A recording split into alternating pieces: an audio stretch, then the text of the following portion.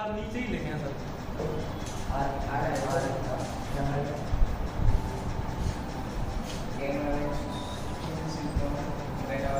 ऊष्मा बजट क्या पढ़ेंगे? ऊष्मा बजट। कल हमने पढ़ा कि सूर्य तब आता है, सूर्य की ऊष्मा प्राप्त होती है पृथ्वी को। लेकिन देखिए सूर्य तो कई वर्षों से जो है पृथ्वी को अपना ताप देता चला आ रहा है, लेकिन फिर भी आप देख रहे हैं पृथ्वी जो है उसका औसत तापमान नियत बना हुआ है, फिक्स बना हुआ है। ऐसा तो नहीं है ना रोज सूर्य तप आ रहा है, इसमें अगर वो कंटिन्यूअसली इतने सालों से दे रहा है, पृथ्वी तो गर्म हो जाना चाहिए था और यहाँ पे जीवन नहीं संभव हो। यानी क्या है, जितना सूर्य तप आता है उतना सूर्य तप वापस भी चला जाता है। क्या होता है? जितना सूर्य तप आता है पृथ्वी को प्राप्त होता है वो वापस भी चला जाता है। यानी कल हमने पढ़ा था इंसोलेशन, सूर्य तप, आगामी सौर विकिरण, यानी आने वाला सूर्य का ताप। सूर्य का ताप जितना आगामी है उतना बहिर्गामी भी है, इसलिए पृथ्वी का ताप जो है नियत बना रहता है। तो ये ऊष्मा बजट क्या है? ऊष्मा बजट है, देखिए आगामी सौर विकिरण बराबर बहिर्गामी पार्थिव विकिरण।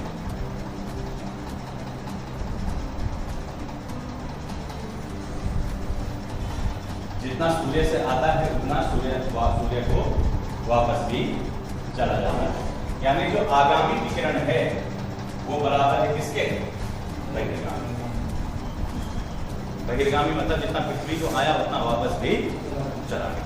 अच्छा, और इसी को हम क्या कहते हैं? ऊष्मा बजट।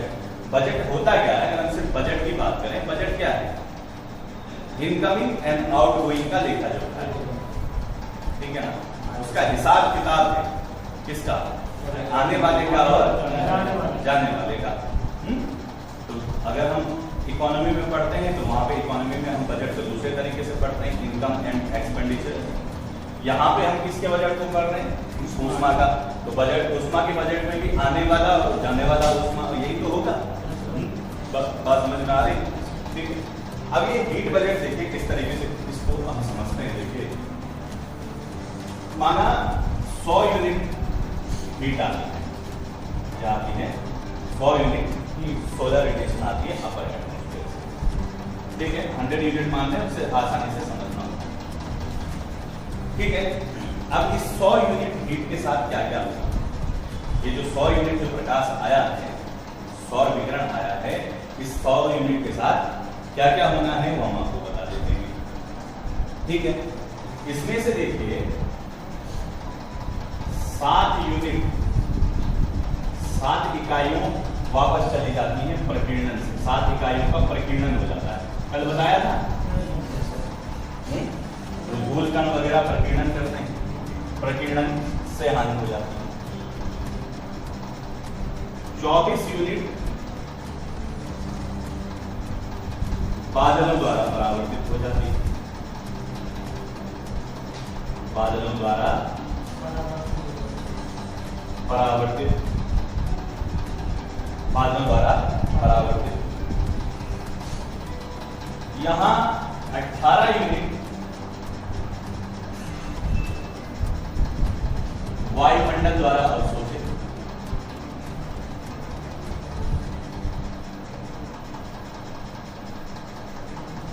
जो आपका वायुमंडल है वो अवशोषित कर लेता है कितनी? 18 यूनिट, ठीक है। 4 यूनिट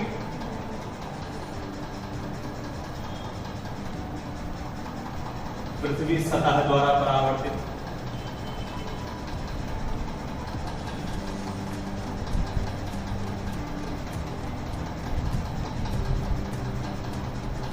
ठीक। अब काउंट करें, देखिए पहले जैसे आ रहा है उसमें से क्या क्या हुआ। देखिए 7 24 कितना होता है? 31 और 4 35, कितनी यूनिट है टोटल? 35 यूनिट का लॉस तो यहाँ से हो गया, यानी ये यहीं से वापस चला गया, इसमें बहुत जमा ही आती है। 35 यूनिट यहाँ से चला गया। इसको कहते हैं बेटा पृथ्वी का एल्बिडो। क्या कहते हैं? एल्बिडो। क्या कहते हैं? एल्बिडो। इसका सूत्र है परावर्तित प्रकाश बटे आपतित प्रकाश गुणा 100। ये जो परावर्तित है कितना है? 35 है ना टोटल यहाँ से। आपतित मतलब जो आया है टोटल वो कितना है? 100 गुणा 100। ये आ गया पृथ्वी का है। हमने 100 लिया है, अगर कोई 200 यूनिट ले लेता तो आपतित पर और माना 200 यूनिट में से भी 35 ही वापस जाता, माना फॉर एग्जांपल बता रहा हूँ। तो और आपको कह देगा कि ये कहेगा कि परावर्तित प्रकाश है 35 यूनिट, आपतित है 200 यूनिट। आप पृथ्वी का एल्बिडो निकालो तो क्या हो जाएगा? 35 बटे 200 गुणा 100 यानी 17.5 आ जाएगा एल्बिडो। बात समझ में आ रही? तो ये सूत्र है इसका एल्बिडो। ओके, 18 यूनिट ये हुई। अब देखो टोटल 35 और 18 कितना होता है? 53 होता है। 53 यूनिट तो ये वापस चला, ठीक है। बचा कितना? 47 यूनिट। ये 47 यूनिट जो है इनको पृथ्वी सतह द्वारा अवशोषित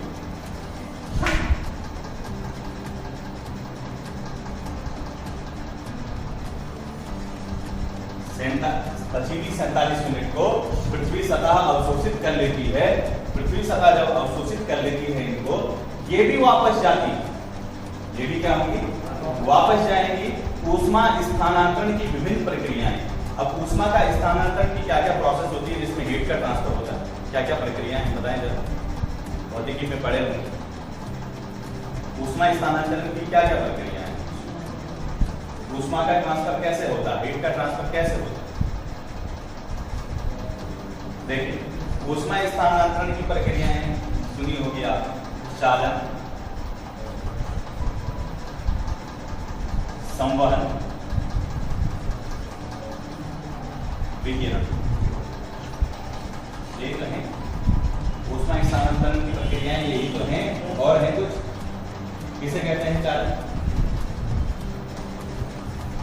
चालन किसे कहा जाता है? संवहन किसे कहा है? तो सारी की सारी प्रक्रियाएं क्या? ट्रांसफर ऑफ हीट की प्रक्रियाएं। ऊष्मा का स्थानांतरण आपको पता है, हीट का स्थानांतरण कैसे होता है? उच्च ताप से निम्न ताप की ओर होता है, हाई टेम्परेचर से लो टेम्परेचर की ओर होता है कि नहीं होता? अरे होता है। ऊष्मा का स्थानांतरण सदैव ध्यान रखिएगा, आपको एक काम भी आएंगे चीजें हर जगह। ऊष्मा का स्थानांतरण कहाँ होता है? उच्च ताप से निम्न ताप वाली वस्तु की ओर होता है। तुम पहले नहा के आ जाओ, बड़ी जमाई ले रहा है, हंसी भी आ रही बेटा, मैं बाहर बैठूं, ये कोई डिसिप्लिन है बैठने में? और बीच बीच में ये आप लोग हंसी करते रहते हैं। मैं पढ़ा रहा हूँ, उस टाइम कोई भी अगर फालतू का एक्शन करे तो मैं आउट करवा दूँगा अपनी क्लास से। मैं बैठे रहता बात में समझ तरीके से पढ़ा रहे हैं तो तरीके से पढ़िए।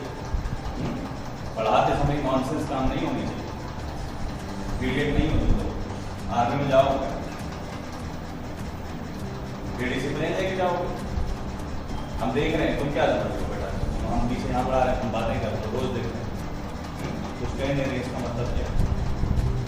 समझ जाओ, बता रहे हैं, वरना पनिशमेंट में मिलता है यहाँ पर बहुत खतरनाक मिलेगा। इस बात को समझ, लास्ट वार्निंग दे रहे हैं, समझ इस बात को समझ जाइए। चालन में क्या होता है? चालन देखिए, चालन में क्या होता है? जब ट्रांसफर ऑफ हीट होगा तो उसमें माध्यम के जो कण होंगे वो ट्रांसफर नहीं होते, बल्कि वो अपने से आगे वाले पार्टिकल्स को, कण को क्या कर देते हैं? हीट का ट्रांसफर कर देते हैं। फॉर एग्जांपल, आपने माना ये फायर है, इसके ऊपर आपने ये पॉट रखा फ्राई पैन, ठीक है ना, ये रखा है। आप देखते हो हीट तो ये वाला पार्ट हो रहा है ना, लेकिन कुछ देर बाद आप देखते हो कि यहाँ भी गर्म लगने लगता है। क्यों गर्म लगने लगता है? क्योंकि क्या होगा? हीट का ट्रांसफर होगा। लेकिन हीट के ट्रांसफर में इसमें ऐसा थोड़ी नहीं हुआ, ये तो मीडियम है ना, तो ये खुद इसके अणु जो है उन्होंने गति थोड़ी की उधर।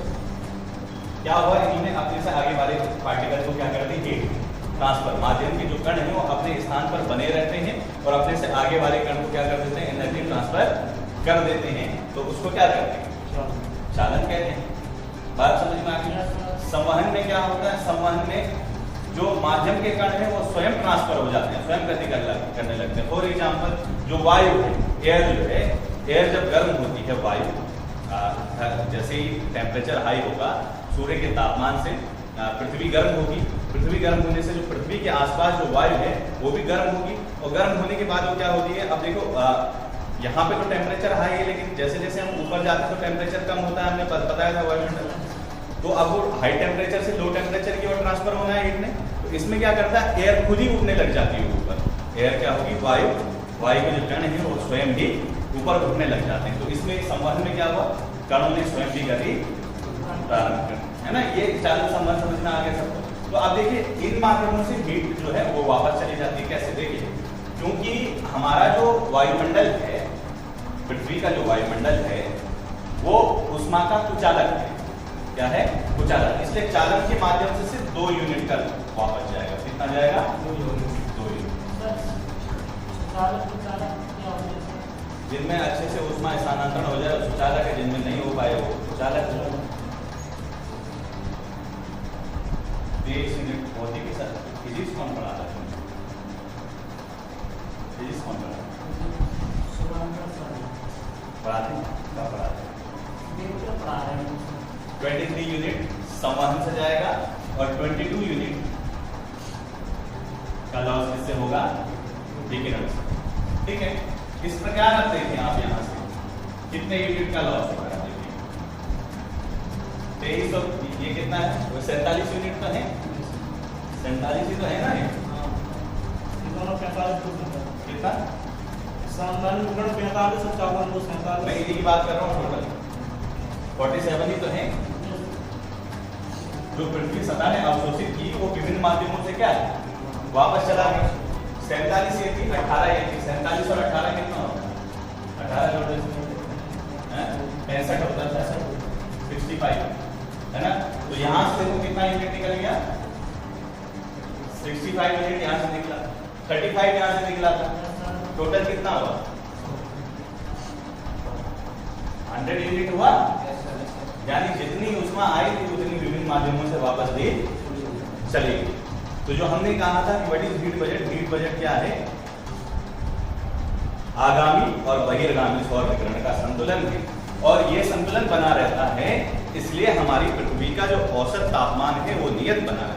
लेकिन अभी आप सुनते होंगे ग्लोबल वार्मिंग की समस्या, पृथ्वी का तापमान बढ़ रहा है, पृथ्वी का तापमान बढ़ रहा है, बहुत सारी समस्याएं उससे उत्पन्न हो रही है। ग्लेशियर पिघल रहे हैं, ग्लेशियर के पिघलने से क्या हो रहा है? जो समुद्र है उनका जलस्तर बढ़ रहा है, द्वीप डूब रहे हैं, है ना? फिर अन्य भी बहुत सारी समस्याएं, जलवायु परिवर्तन हो रहा है, ठीक है ना? कभी बेमौसम बरसात होना, कभी सूखा पड़ जाना। ये समस्याएं किससे हो रही? पृथ्वी के तापन से। तो पृथ्वी का तापन क्या हो रहा है? हमारे द्वारा जो मनुष्य के द्वारा जो प्रदूषण वगैरह है, या फिर जो ग्रीन हाउस प्रभाव है, पढ़ाए थे ना ग्रीन हाउस प्रभाव, है ना? ग्रीन हाउस इफेक्ट पढ़ाए थे सब, है ना? वो कैसे, वो क्या हो रहा है? उससे क्या है? उस प्रदूषण के कारण ग्रीन हाउस जो इफेक्ट है उसके कारण क्या है? हमारा जो वायुमंडल है, हमारा जो ये हीट बजट है, ये हीट बजट डिस्टर्ब हो रहा है। क्या हो रहा है? हीट बजट डिस्टर्ब हो रहा है। आ तो रहा है लेकिन जा नहीं रहा है वापस। जितना आना है उतना वापस नहीं जा रहा है। तो अगर आएगा ही और यहीं रहेगा, वापस नहीं जाएगा, तो बड़ी दिक्कत हो जाएगी। टेम्परेचर इंक्रीज होगा कि नहीं, है ना? तो ये आपका हीट बजट है, ऊष्मा बजट। ये बात समझ में आ गई? क्लियर? तो आप इसको ऐसे डायग्राम को उतारें, जरा इसको सॉल्व करते हैं।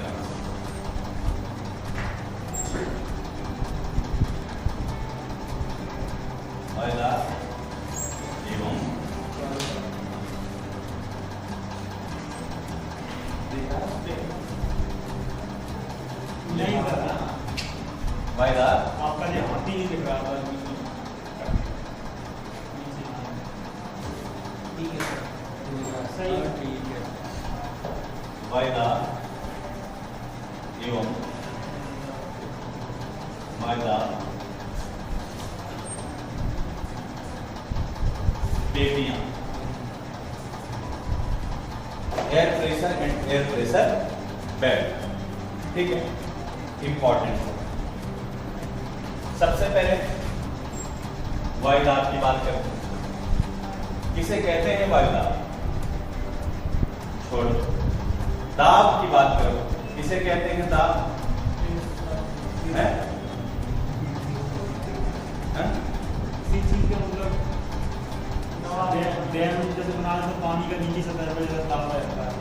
कहानी सुना रहे हो, फिजिक्स का टर्म है, एक छोटा सा टर्म दाब, और उस पर कहानी सुना रहे हो। काश ऐसा होता कि एक डैम होता और डैम से फोर्स पड़ता। ये तो कहानी सुना रहे हो ना। सीधे दाब की परिभाषा सीधे आप कह सकते हैं क्या? प्रेशर इक्वल टू क्या होता है? F upon V। दाब बराबर फोर्स है ना, ये F क्या है? फोर्स है, बल बटे क्षेत्रफल। विस्थापन कौन है? बल बटे क्षेत्रफल। ठीक है, बल को आप भार भी कह सकते हैं। ठीक है, यानी प्रति एकांक क्षेत्रफल पर लगने वाला जो बल होता है उसी को हम क्या कहते हैं? दाब कहते हैं, है ना। ये कोई एरिया है, यहाँ पर हमने इस पे क्या रखा? भार रख दिया, भार से ही तो बल लग रहा है। ये बल लग रहा है इस पर, ये क्या है? दाब है। बात समझ में आ रही? तुम्हारे सर पे भी दाब है, नौकरी लगना है, फोर्स में निकलना है, पढ़ना है, प्रेशर है ना, बोलते हैं ना प्रेशर ले लो स्टडी का। तो तुम्हारे माइंड के पर यूनिट एरिया पे जो स्टडी का जो प्रेशर लगता है वही तुम्हारा मेंटल प्रेशर है। बात समझ में आ रही है? दाब समझ में आ गई क्या है? दाब प्रति एकांक क्षेत्रफल पर लगने वाला बल को दाब कहते हैं। कैसी भौतिकी पढ़ते हो समझ में नहीं आया। अब वायुदाब की बात करें, वायु द्वारा पृथ्वी के प्रति एकांक क्षेत्रफल पर लगाए गए बल को क्या कहते हैं? वायुदाब। सिंपल सी बात, वायुदाब क्या है? वायु द्वारा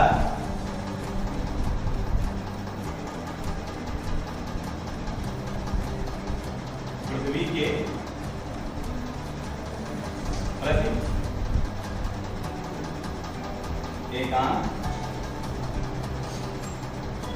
क्षेत्रफल पर बल। ये क्या है आपका? वायुदाब।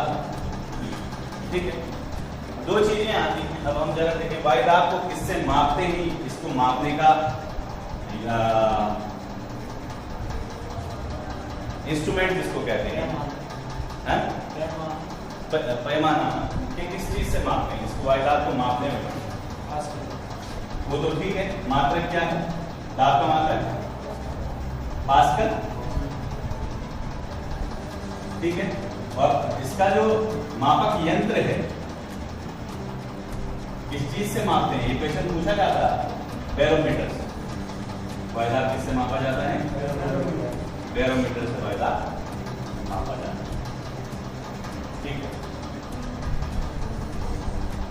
अब जरा हम वायुदाब का तापमान के साथ संबंध देखते हैं। आपको क्योंकि इसके बाद वायुदाब पेटियां पढ़ेंगे जब पृथ्वी पर वायुदाब के विभिन्न वायुदाब, कहीं उच्च वायुदाब है, कहीं निम्न वायुदाब होता है, उसकी बेल्ट पढ़ेंगे।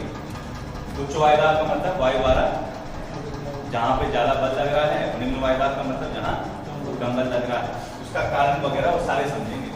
तो सबसे पहले हम संबंध देखते हैं वायुदाब व तापमान। वायुदाब व तापमान क्या संबंध होता है? देखिए, दो संबंध हो सकते हैं। एक तो या तो ये हो सकता है समानुपाती हो सकता है तापमान के,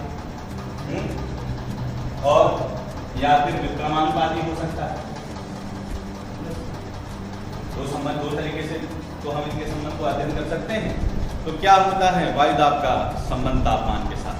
ये वाला होता है या ये वाला होता है?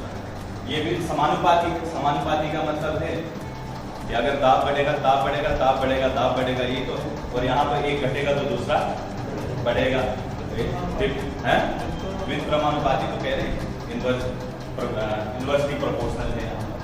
कौन सा रिलेशन होगा बताइए? विक्रमानुपाती। कैसे? दाब घटेगा तो दाब बढ़ेगा। अच्छा, ठीक है, हाँ बताओ।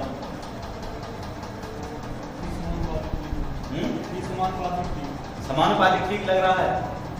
तुम्हें क्या लग रहा है? तुम्हें समानुपाती ठीक लग रहा है? ये वाला कि ये वाला? और ये भी, अरे ये पता है समानुपाती कौन सा है, व्युत्क्रमानुपाती कौन सा है, या फिर ऐसा कहीं ये वाला वो वाला? व्युत्क्रमानुपाती लग रहा है तुम्हें? समानुपाती लग रहा है। अब फाइनल कोड तुम्हारे बताओ हैं? व्युत्क्रमानुपाती। दोनों सही है, दोनों रिलेशन। अब डिपेंड करता है आपका प्रक्रम कैसा है। आपने दो तंत्र पढ़े होंगे, खुला तंत्र और बंद तंत्र, रुद्धोष्म प्रक्रम और खुला प्रक्रम, है ना? एडियाबैटिक सिस्टम एंड डायबैटिक सिस्टम, दो टाइप के सिस्टम है। रुद्धोष्म प्रक्रम कहते हैं, एडियाबैटिक सिस्टम। ये आपका क्या है? बंद तंत्र है। कैसा तंत्र? बंद, ठीक है। दूसरा है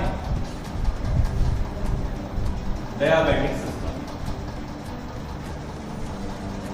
कौन सा है? डायबैटिक सिस्टम, ओके। इसको, ये आपका खुला तंत्र है। कैसा तंत्र? खुला तंत्र। एडियाबैटिक सिस्टम में क्या होगा? जो वायुदाब है वो वायुदाब तापमान के समानुपाती होगा, यानी ताप बढ़ने पर दाब भी बढ़ेगा। फॉर एग्जाम्पल, उदाहरण देते हैं, प्रेशर कुकर देखा है? किसने नहीं देखा बताओ? हैं? सबने देखा है प्रेशर कुकर? वाह क्या बात है। ताजमहल देखा है? तो उसके देखने से कोई मतलब नहीं है। देखिए प्रेशर कुकर में क्या होता है, आप उस पर कुकिंग जब करते हैं, भोजन का जब बनाते हैं, तो उसको गैस के ऊपर रखा जाता है, टेम्परेचर इंक्रीज होता है, उसके बाद उस प्रेशर के अंदर क्या होता है? दाब, गैस नहीं दाब बनता है, वो भाप बनती है, भाप की दाब बनता है, उसके अंदर दाब बढ़ता है, और जब दाब बढ़ता है तभी तो सीटी मारता है। प्रेशर इंक्रीज, यानी ताप बढ़ाना। बंद है ना प्रेशर कुकर? बंद तंत्र है कि नहीं? है ना? तो बंद तंत्र के अंदर ताप बढ़ने पर क्या हो रहा है? दाब बढ़ रहा है। आज समझिए, है ना? तो भौतिकी के नियमों के अनुसार नहीं है सारी चीजें, ठीक। खुले तंत्र में क्या होता है? ताप बढ़ने पर दाब घट जाता है। जैसे हमारा जो वायुमंडल है, वायुमंडल पढ़ा था हमें इससे पहले, तो हमारे वायुमंडल में कैसे डायबैटिक सिस्टम है। कैसा सिस्टम है? डायबैटिक सिस्टम है, खुला तंत्र है हमारा वायुमंडल। और इसमें क्या होगा? जो ताप है वो दाब के व्युत्क्रमानुपाती होगा, यानी तापमान, इन बातों को ध्यान रखना क्योंकि आगे काम आएंगे। हम वायुमंडल पढ़ रहे हैं, इसको अभी ना ध्यान रखो, ना ध्यान क्यों नहीं रखो, इसको याद कर लो। लेकिन हमारी जो स्टडी है उसके लिए वाला है, क्योंकि हम वायुमंडल ही पढ़ रहे हैं। तापमान बढ़ने पर वायुदाब का मान कम हो जाता है और तापमान घटने पर वायुदाब का मान बढ़ जाता है। कहाँ? हमारे वायुमंडल में, यानी खुले तंत्र में। ये वाली बात समझ में आई? हमने क्या कहा? सबसे पहले वायुदाब क्या है? पृथ्वी के प्रति एकांक क्षेत्रफल पर वायु द्वारा लगने वाला बल, उसको क्या कहते हैं? वायुदाब कहते हैं। पर हमने कहा वायुदाब जो है उसको मापते कैसे हैं? उसका मात्रक है पास्कल और बैरोमीटर से इसको मापा जाता है। बात समझ में आ रही है? उसके बाद हमने ताप और वायुदाब का संबंध देखा। तो बंद तंत्र में क्या है? एडियाबैटिक सिस्टम में क्या है? समानुपाती होगा, और खुले तंत्र में क्या होगा? ये बात समझ में आ रही है?